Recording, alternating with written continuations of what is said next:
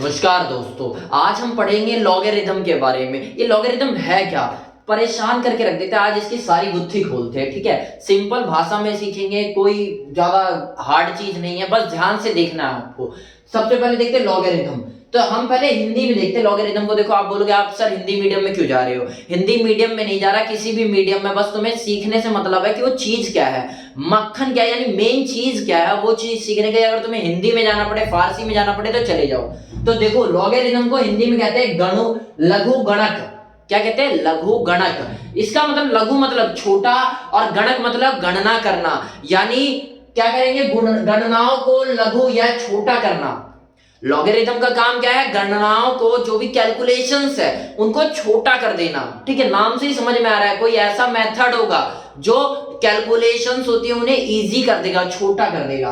तो क्या है? It is just on mathematical tools या मैथमेटिकल मेथड। ये मैथ्स का कोई एक ऐसा मेथड है टू डू कैलकुलेशन इजीली, ताकि जो कैलकुलेशन है वो इजीली कर सके हम लोग, ठीक है। लॉगरिथम कुछ नहीं है, मैथमेटिकल टूल है या कोई भी मैथमेटिकल एक मेथड है जिसके द्वारा हम बड़ी बड़ी कैलकुलेशंस को इजी कर सकते हैं। बस लॉगरिथम क्या है? Mathematical method to easy calculations को इजी बनाने के लिए एक मैथमेटिकल मेथड है। मैथमेटिकल मेथड सर है क्या, उसके बारे में डीपली पढ़ेंगे। अभी आपने ये समझा कि लॉगरिथम का मतलब क्या है। लॉगरिथम का मतलब ही है लघु गणक, यानी गणनाओं को छोटा करना। इसका काम क्या है इस मेथड का, कि ये क्या करेगा, जो भी गणना है, कैलकुलेशन है, उनको इजी कर देगा। उसके बाद पढ़ते हैं डेफिनेशन। हाँ सर, बहुत डेफिनेशन हमें नहीं पता कि कहां से उठाए, क्योंकि आप जहां गूगल पे सर्च मार लो, आप किताबों में देख लो, आपको एक ही डेफिनेशन मिलेगी, इतनी घिसी पिटी सी कि उसमें भी दिक्कत कि भाई ये डेफिनेशन है तो है, ये है क्या। A quantity representing the power to which a fixed number that is base must be raised to produce a given number.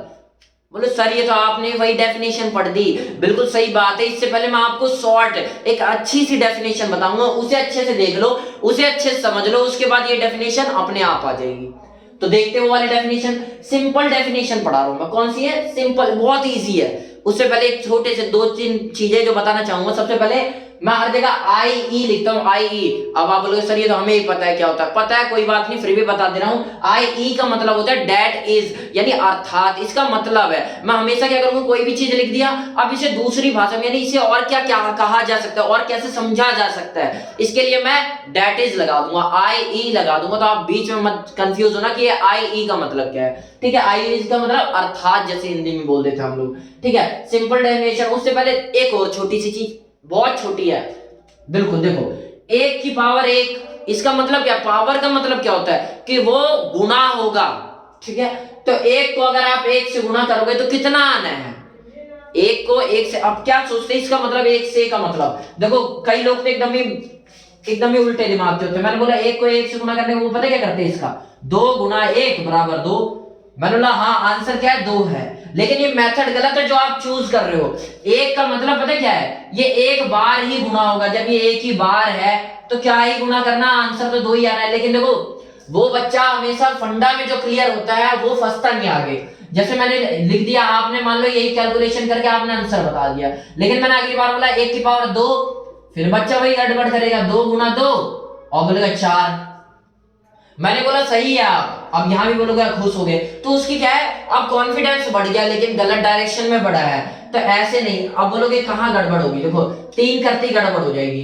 3 किया तो उसने क्या किया, 2 गुना 3 कर देगा और आंसर क्या आ जाएगा, 2 3 6। लेकिन मैं क्या बोलूंगा, भाई इसका आंसर 8 है। सर 8 कहां से आया? क्योंकि इस बार क्या है, ये बार कहते हैं इसे, एक्सपोनेंट। इसका काम क्या होता है, इसे 3 बार, यानी जो ये बेस लिखा हुआ है, याद रखना, जो ऊपर वाली चीज होती है बेस, एक्सपोनेंट या पावर बोलते हैं, और नीचे वाले को बेस बोलते हैं। तो इस बेस को गुना करना है 3 बार। 3 लिख के नहीं गुना करना, 2 ही करना है, लेकिन 3 बार, 1 2 3 ऐसे गुना करोगे। अब देखो गुना करो, 2 दूनी 6, 2 दूनी 4 और 4 दूनी 8, आ गया ना 8। समझ में आया मैं क्या बताना चाह रहा हूं? अब बोलोगे सर हमें पता है, फिर भी पता है, जिन्हें नहीं पता वो सीख लो, काम आएगा आगे भी। तो बस छोटी सी चीजें देख लो, एक की अगर पावर एक, 2 की पावर 1 की जाए तो 2 आएगा, 2 की पावर 2 की जाए तो 4 आएगा, और 3 की जाए तो 8 आएगा, 4 की जाए तो 16 आएगा, और 5 की जाए 2 की पावर तो 32 आएगा। सर बताओ ना, आप लॉगरिथम पढ़ाओ, ये क्या पढ़ाने लग गए? मैं इसलिए बता रहा हूँ कि जब लॉगरिथम के बीच में बताऊं तो आप ये ना कहो कि कहाँ से आ गया।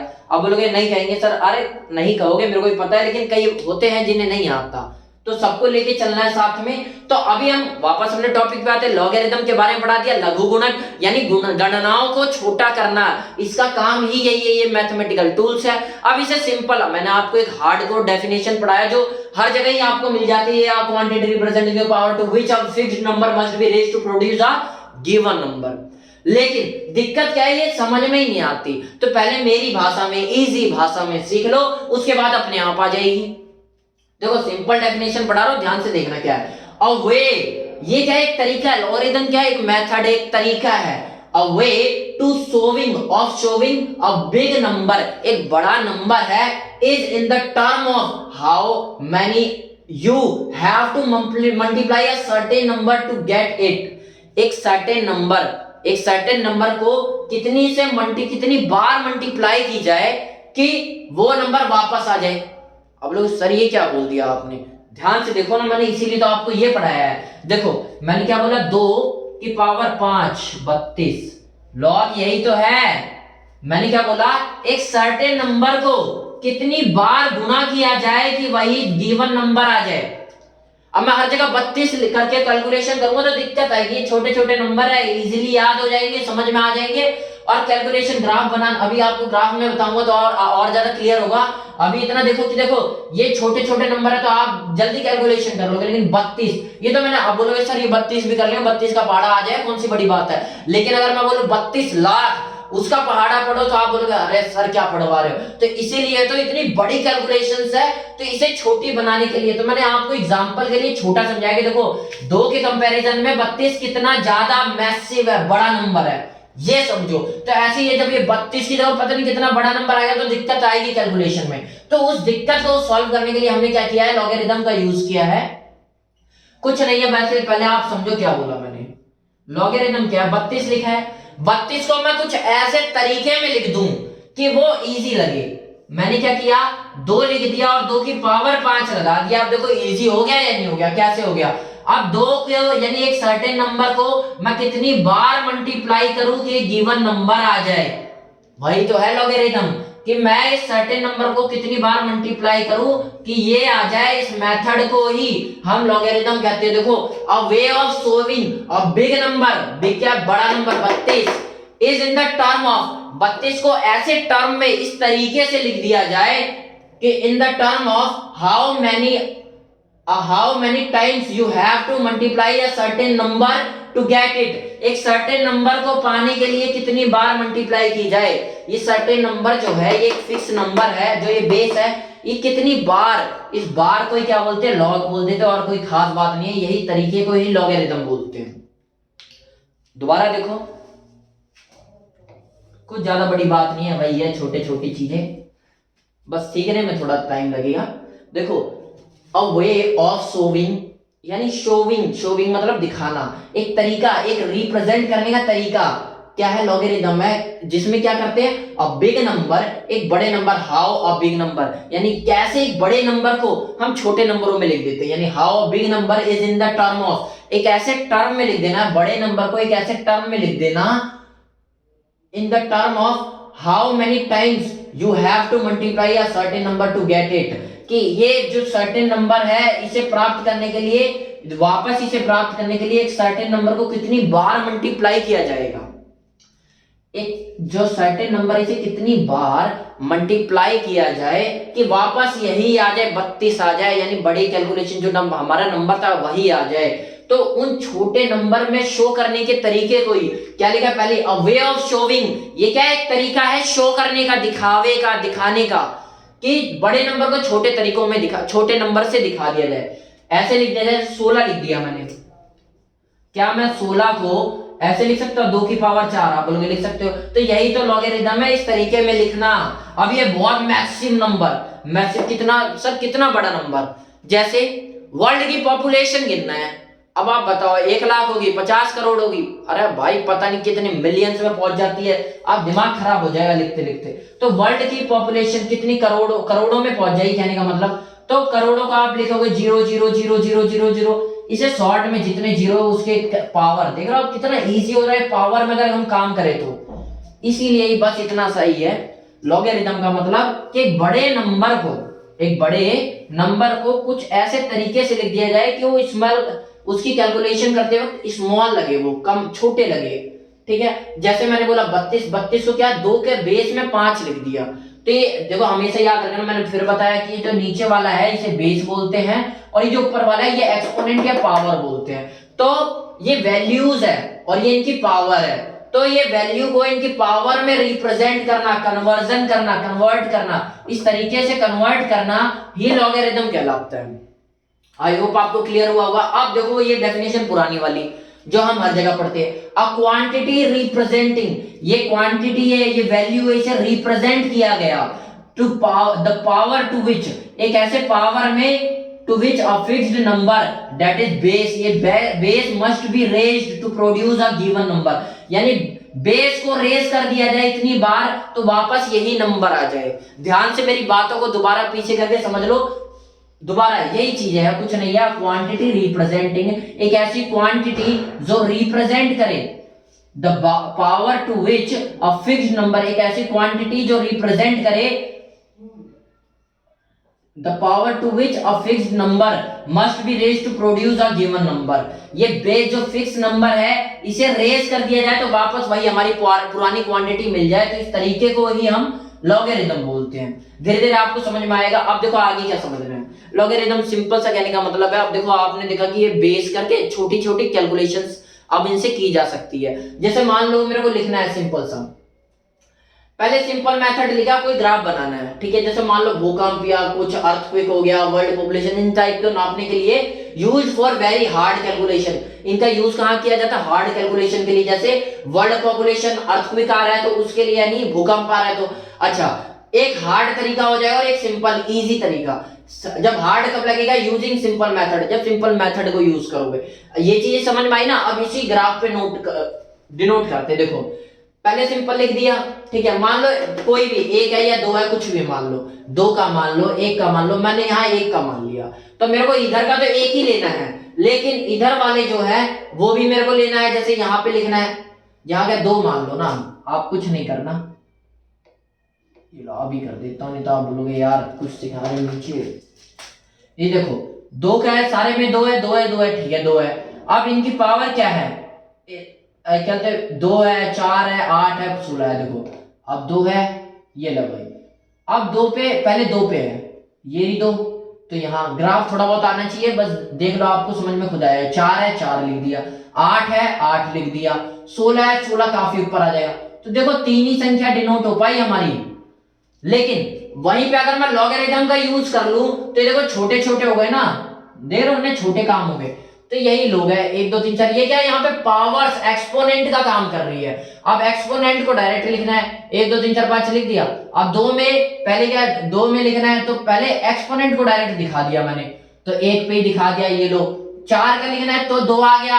अब देखो 4 का भी लिखना है तो भी 2 आ गया, तो क्या करना है, ये फिर लगा दिया मैंने 2, और फिर 3 नंबर पे आ गया। फिर वही 8 का भी लिखना हो तो सिंपल सा 3 पे ही आ गया, और 4 का जब 16 का लिखना हो तो भी 4 का, तो यहीं पे काम बन जा रहा है। तो देख रहे हो हमारा यहाँ पे सिर्फ 3 पॉइंट ही डिनोट हो पाया, और यहाँ पे देख रहे हो जितना चाहो उतना कर पाओ, बस थोड़ा थोड़ा बढ़ाते जाओ।